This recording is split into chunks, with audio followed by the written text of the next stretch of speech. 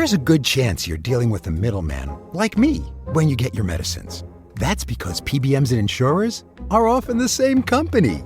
We even own big chain pharmacies and are buying your doctor's office. We decide what medicines you can get, where you get them, and how much you pay. It's a win-win. For me. When middlemen own it all, you lose. Visit phrma.org/middlemen to learn more. Paid for by Pharma. Nordstrom brings you the season's most wanted brands. Skims, Mango, Free People, and Princess Polly. All under $100. From trending sneakers to beauty must-haves, we've curated the styles you'll wear on repeat this spring. Free shipping, free returns, and in-store pickup make it easier than ever. Shop now in stores and at Nordstrom.com.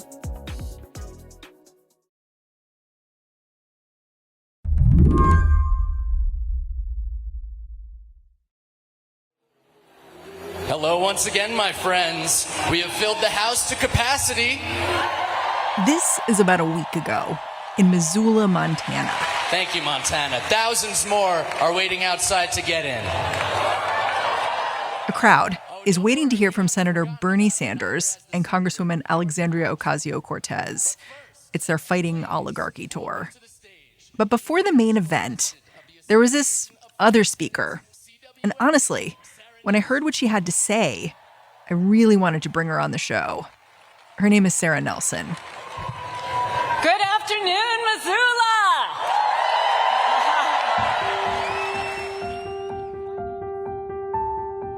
Sara is a flight attendant, the head of the Flight Attendants Union. And the first thing that caught my attention was that she treated this rally sort of like a training session. So, Montana, turn to the people around you. Commit to call or text each other. Say, hey, there's a Tesla picket. Let's meet up there. Then Sara did something else. You don't need certification or a union card to be a union. Solidarity is a force stronger than gravity. It lifts us up, and we need to get ready for a general strike.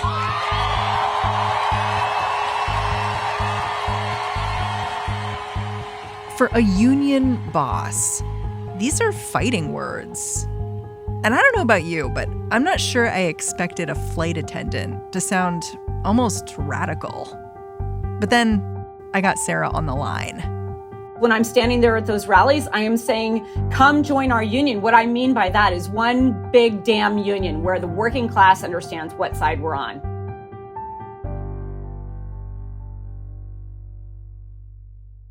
Sara knows that the group of workers she represents is small, but she thinks their cause is big.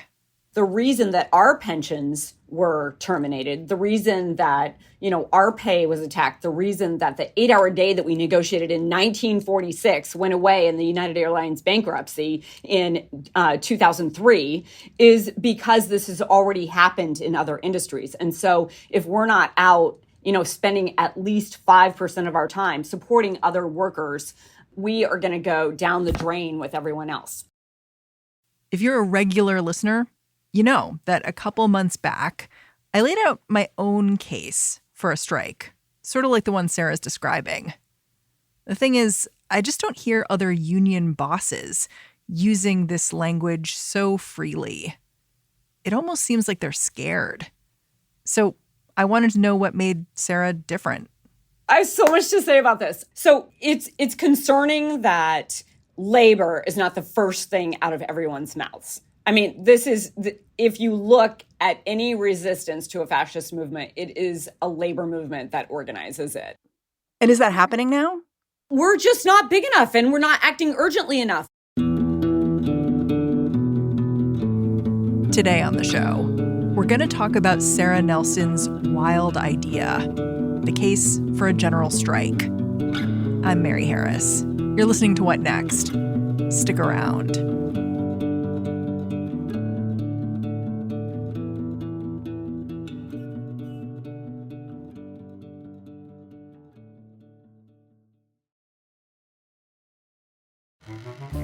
This podcast is brought to you by Progressive Insurance. Do you ever find yourself playing the budgeting game? Shifting a little money here, a little there, hoping it all works out? Well, with the Name Your Price tool from Progressive, you can be a better budgeter and potentially lower your insurance bill too. You tell Progressive what you want to pay for car insurance. They'll help you find options within your budget. Try it today at Progressive.com. Progressive Casualty Insurance Company and Affiliates. Price and coverage match limited by state law. Not available in all states. This episode is brought to you by Saks Fifth Avenue. Shopping at Saks is a great way to discover the best new styles and elevate your everyday look, especially when you're short on time. The great thing about Saks.com is that it is always open 24 hours a day, which means you can browse from the comfort of your own home. Saks makes it really easy to find your favorite brands, and they offer amazing style inspiration. I'm not exaggerating when I say my jaw dropped at the shearling leather biker jacket I found, and that's not even mentioning the Alice and Olivia sequined mini dress I had my eye on. Whether you're refreshing your entire wardrobe or shopping for a vacation, Saks makes it fun and easy. So if you're looking for a fun, effortless shopping experience and you want to elevate your personal style, head on over to Saks. That's Saks.com for everyday inspiration. Before we get into things, a little about how Sara Nelson got to be Sara Nelson. She first got a job as a flight attendant back in 1996. I became a flight attendant because my friend called me from Miami Beach and, first of all, talked about being on the beach while I was freezing in St. Louis working 4 jobs. And then she described the flight attendant contract, and she did not put it in those terms. She didn't talk about the union. She didn't say it was a contract, but she talked about the pay. She talked about the healthcare that was actually negotiated for women because it was women at the table negotiating it. So she was like, this is a good job. Yeah. And she's like, and there's flexibility and there's also a pension. And you can take the pension at age 50. And I was like, whoa, our moms are age 50 and they're super energetic and they're still like, you know, I could have a whole other life. I could go do this. And I learned later that it was that union contract that had been negotiated since 1946. That's what really attracted me to the job. But 5 years into it, you know, I got very involved in the union and I got involved in the union because the company screwed up. They failed to pay me my first paycheck, and it was a flying partner who wrote me a check to get me through and directed me to the union. And then you were hooked? I was hooked. I was also hooked on the first day when these 2 35-year flight attendants, they had an argument in the office with the supervisor about how they were going to work the trip. They won. They knew their contract well. They were also very sure of themselves. And then one of them realized maybe that was a lot for somebody on their first day. And so she pulled me aside, meaning to like comfort me. And she had this really raspy voice because we had just gotten smoking out of our workplace. I mean, our little union beat big tobacco. But she had done her entire career taking in that secondhand smoke. And she said, listen, management thinks of us as their wives or their mistresses. And in either place, they hold us in contempt. And I'm like, whoa. She was giving it to you, huh? Yeah, I'm like, I don't know about this. But then the next thing she said really resonated with me. And she said, your only place of worth is with your fellow flying partners. And if we stick together, there's nothing we can't accomplish. Wow. You became a national figure in January 2019. At the time, the federal government was shut down after President Trump refused to sign a congressional spending bill. Lots of people were out of work, lots of federal workers. And it impacted air travel. TSA agents, air traffic controllers were working without pay. And eventually you made a direct appeal for a general strike back in 2019. Absolutely. And so as the government shutdown was going on, we had transportation security officers who were sleeping in their cars, not because they didn't have a home to go home to, but they were not getting a paycheck and they didn't even have enough money to put a tank of gas in their car. And what I realized in that moment, when that government shutdown had gone on for twice as long as any other government shutdown in history, all of them are bad. Because it stops everything from working. There's people who are forced to come to work without pay. It's ridiculous. Where do we do that anywhere else? And in safety, the first thing we learn is remove all distractions. Well, what could be more distracting for an air traffic controller who has to retire at age 56? It's such a stressful job. And then they don't know if they're going to be able to make the mortgage payment. Like that became very, very clear to me. Well, I've seen this shit before. I know what union busting looks like. It looks like divide, delay, distract, and demoralize. And all of those things were at play in this moment. Well, and eventually 10 air traffic controllers didn't show up to work. And just these 10 people calling out led LaGuardia Airport to shut down. That's right. But we had also already said that we were preparing to strike and that the entire labor movement should talk about a general strike. So we were defining this as worker power. We were taking it away from politics, putting it in the hands of workers. And then when only 10 air traffic controllers said that they could no longer safely do their jobs, we said, Mitch McConnell, can you hear us now? And we had already defined what this meant. And the reason that the government opened that day when it couldn't, by the way, with the same solution that they had not been able to vote on for 35 days, all of a sudden they approved it within a couple of hours, is because workers were taking control. And if workers got a taste of our power, we were going to upend everything and set the agenda for our country and finally put it in our hands and out of the hands of Wall Street and the capitalists. So that is why that shutdown ended. I think things are so much more complicated now. Like, everyone knows that the Trump administration has been trying to fire a ton of federal workers. My listeners might not have clocked the fact that the Trump administration is trying to cancel the collective bargaining agreements with federal employees. And it started with the TSA. And then it spread a couple of weeks later with the administration threatening collective bargaining rights of almost every federal employee, saying it's a national security threat. And when you don't have those rights, it seems like it just drains the life force of a union. And federal workers already cannot strike because if they strike, they can be fired. They could also never be rehired by the federal government. There's a lot of risk to striking. Well, not to mention the fact that you have to look at what the boss is trying to do. And what the boss is trying to do is to get people to walk off the job. Yeah, exactly. It just seems like this finger trap for workers, right? Where it's like the natural response would be, we will strike because there's an existential threat to our contract and our union. However, not only can we not strike, but also the boss wants me to leave and not be able to be rehired. We failed in 1981 to stand with the air traffic controllers. And what that meant was a 40-year decline of union membership. It meant attacking a union's power, the right to strike. We should just remind people about what happened in 1981. The air traffic controllers struck and Ronald Reagan fired 11,000 of them. Fired them, said you can never work in the federal government again. That was lifted later by Clinton, but people had aged out of the job for the most part. And others went to jail. This was serious. And it sent a message to all of corporate America that the strike is a dirty word. It's open season on unions. And we all felt the effects of that by failing to understand that that was our moment to stand with the air traffic controllers. Other unions said, well, they endorsed Reagan, so screw them. Not understanding that this was going to screw us for the next 40, 50 years and put us, frankly, in the position that we're in today. And so now when you look at what Trump is doing to cancel the TSA contract, they did that hoping that people wouldn't care because in general, people don't like going through TSA. But the rest of the labor movement should understand this is the biggest attack in history until he did it for another 700,000 federal workers in different agencies, saying that they don't have the right to collective bargaining because they're security sensitive, but exempting CBP. Border Patrol. Yeah, exactly. They don't have anything to do with security, but somebody in the education department does, right? It's the most absurd, ridiculous argument. But what's more important here is that they're doing it. They're saying to the rest of corporate America, rip up union contracts. This is the biggest attack in history on the labor movement. What we should already be doing is we should already be striking. There should already be a consciousness. And we're not there, okay? So we're going to have to build to that, and we have to talk about it.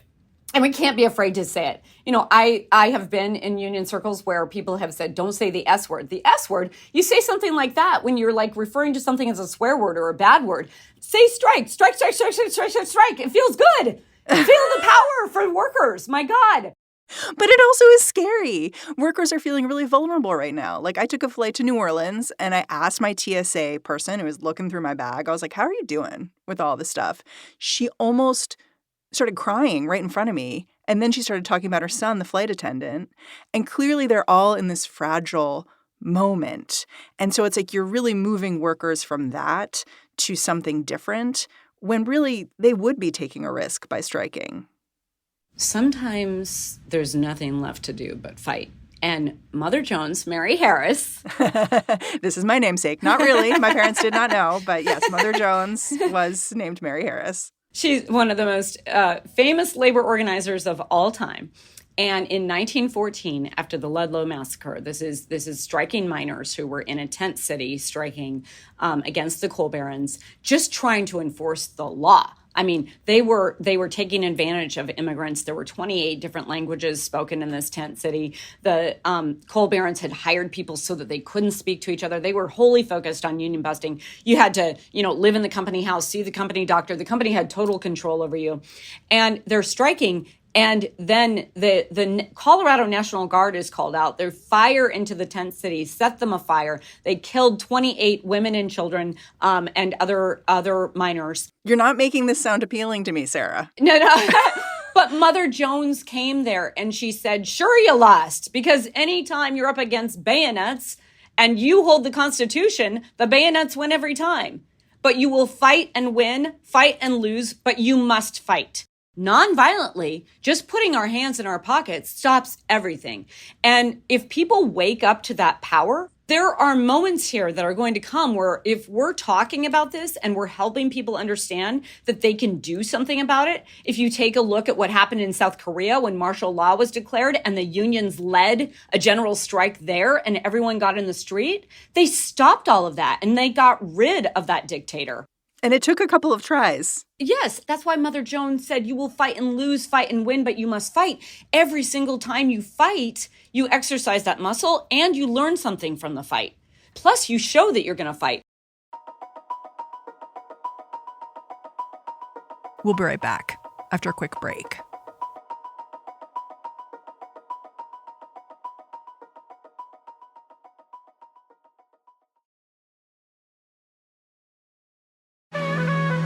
This podcast is brought to you by Progressive Insurance.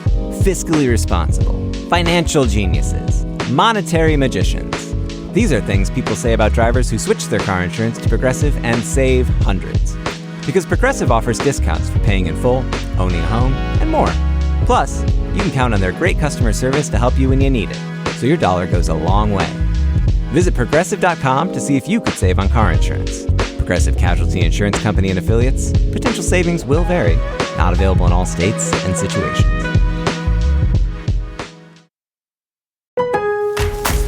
Lowe's knows how to help pros save. That's why the new MyLowe's Pro Rewards program lets you unlock exclusive member deals on the things you need every day on the job. Plus, MyLowe's Pro Rewards members can get volume discounts on eligible orders through a quote of $2,000 or more. Join for free today. Lowe's, we help, you save. Exclusions, more terms and restrictions apply. Program subject to terms and conditions. Details at lowes.com/terms. Subject to change. The spirit of innovation is deeply ingrained in America, and Google is helping Americans innovate in ways both big and small. The Department of Defense is working with Google to help secure America's digital defense systems, from establishing cloud-based zero-trust solutions to deploying the latest AI technology. This is a new era of American innovation. Find out more at g.co/American innovation.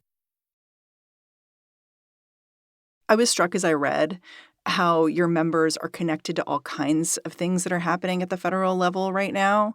Like, I'm wondering if you can tell one of those stories to my listeners. Like, for instance, my listeners will be familiar with the fact that the Trump administration is deporting people. And one thing I didn't realize until I was preparing for this interview is how people being taken out of the country are on chartered planes. And there's a budget airline, Avelo, which announced it had signed a contract with the Department of Homeland Security. Little hitch here, their flight attendants are represented by you. So how do you use a moment like that to kind of build union power right now? First of all workers, okay? So I can talk about the people that I directly represent, but this applies anywhere.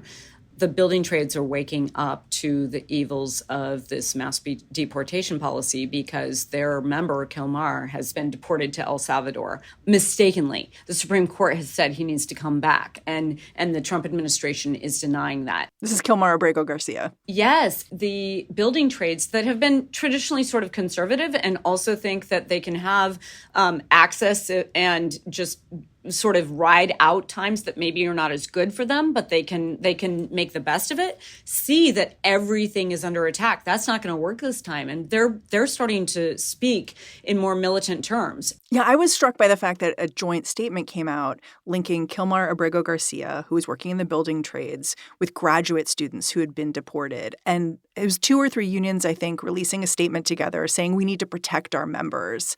And I was like, this is like a new thing. This is important. It's linking people across class. It's linking people across circumstances and across unions. You know, union members, they can't improve their own conditions without standing with the other people that they work with. So there's an automatic connection right there. In 2019, we had a member who we became aware had been detained by CBP, sent to an ICE, it was a private prison that she was sent to for 6 weeks. And all of a sudden, all of our members who had been sort of thinking that the immigration policy was something that they wanted or needed or were following Trump suddenly saw the detainment of this AFA member in themselves, and they could relate to it, and it broke through. And we were able to get her out. So are you looking for those moments now? Yeah, absolutely. I mean, we have to have people be connected to what's going on. And that's why you're seeing, people who seem to come from central casting of a Trump rally standing up and yelling at their members of Congress and saying, what the hell are you doing? And why are you not fighting for me? You're attacking me. I fought for this country, damn it. And your flight attendants who are on these deportation flights, I imagine they're seeing things like people chained in the seats. Well, we're not seeing that yet. So those flights haven't started yet for Avello. This has happened at another non-union carrier. We are saying to Avello, you're going to hurt the airline, which is going to hurt our members' jobs too, by the way, and you're going to hurt the country. You are going to be known as the deportation airline. And that's what we're saying to them right now. But we are going to do a lot more organizing around this. There's 67% of the flight attendants at Avello who have said they will not work this flight. They do not want to work these flights. And we're going to continue to organize around that. Wow. When I think about the problem of a general strike right now, what I think about is the ask unions would make, or even the general public. Because if you're involving lots of different people who are not organized in a union, the ask at the end of the day is an open question. And that seems to me to pose a problem for someone like you. Like there's no shutdown to end in this moment. So what's your ask? Yeah. So in 2019, it was very clear there was one demand: open the government, right? But more and more people are getting affected by this. And I mean, I think that the demands are pretty darn clear here, right? Reinstate all collective bargaining agreements. Reinstate people to their jobs, stop with the illegal deportation and denial of due process. And also, we're in this place because people don't have homes. So let's enact the Economic Bill of Rights that FDR put forward 80 years ago. It's really simple. A job with a living wage, a decent home, health care, protection against any disability or unemployment or old age, and an education. I mean, those are the demands, and it's really, really simple. And this is what people want. Simple, but it sounds like turning the American government inside out.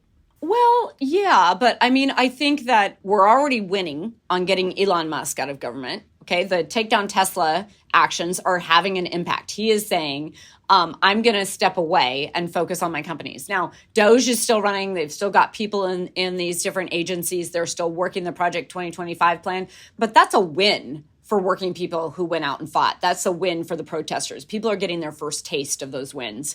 And we also have members of Congress who are suddenly saying, you know what, these big rallies that are happening, this is people in my district are waking up to what we're voting for, and I don't think I can vote to get rid of Medicaid anymore. There's all kinds of problems here, and we can build upon that to help to continue to define the problem, which brings more and more people out, gets more and more people mad, and you start building towards those demands. And the demands are built really clearly when you're defining all the problems that exist. How will you know we're ready to hit the streets? So we run our strikes as chaos strikes. Okay, what is a chaos strike? It's an acronym, Create Havoc Around Our System, and it was developed in response to Carl Icahn firing all of the TWA strikers in the late 80s. And we knew that we had to have another strategy with our strikes. We couldn't just do a traditional strike. They knew how to break a flight attendant strike. They could replace people. And so we created chaos strikes because in the Railway Labor Act, we actually have the ability to do intermittent strikes. And so what we added to it was an element of surprise. And we said, we're not going to tell you when or where we're going to strike. We could strike anywhere at any time. And at Alaska Airlines, we ended up only striking 7 flights, and we brought the airline to their knees, and a contract that gave most of the flight attendants a 60% raise. So you're not going to tell me when you'll know? I'm not. It's a secret plan. And listen, we're talking about this already, but the element of surprise, the whole idea here is that working people are taking control and setting the agenda. And so we're not going to say when or where or what that exact moment is going to be, but we're planning for it and talking about it. And we're going to strike at the right time. May 1st is coming up, International Workers' Day. Yeah. I mean, there has to be a consciousness and there has to be a clear demand. And those demands are going to be defined very clearly by what's happening with this administration, but also by working people and unions talking about that. I was at a secret meeting yesterday about this, talking about what those demands need to be. And in other countries, like I said, it has been labor that has been the central force pushing this forward. If you look around and you look at history and you look at what has happened around the world, it has to come from the labor movement. Sara, I'm really grateful for your time. Thanks for coming on the show. Thank you so much, Mary Harris. Most dangerous woman in America, by the way. You should wear that as a badge of honor. I am keeping that tagline. Sara Nelson is the president of the Association of Flight Attendants. And that's our show. What Next is produced by Paige Osburn, Elena Schwartz, Rob Gunther, Anna Phillips, Madeline Ducharme, and Ethan Oberman. Ben Richmond is the Senior Director of Podcast Operations here at Slate. And I'm Mary Harris. Go track me down on Blue Sky. I'm at Mary Harris. Thanks for listening. Catch you back here next time.